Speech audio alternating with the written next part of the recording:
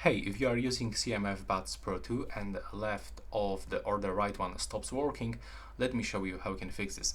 So first of all, I would highly recommend you to input both earbuds inside this charging case.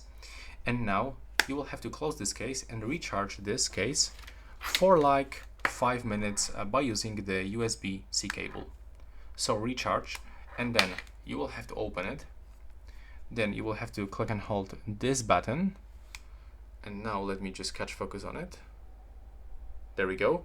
And we have to keep holding until this indicator starts blinking red, and then it will turn to the white. So now we can release.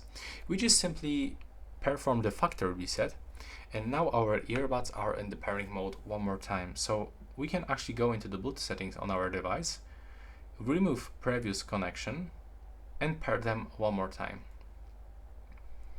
Accept this connection. Accept the pairing, and now you can tell me if it works.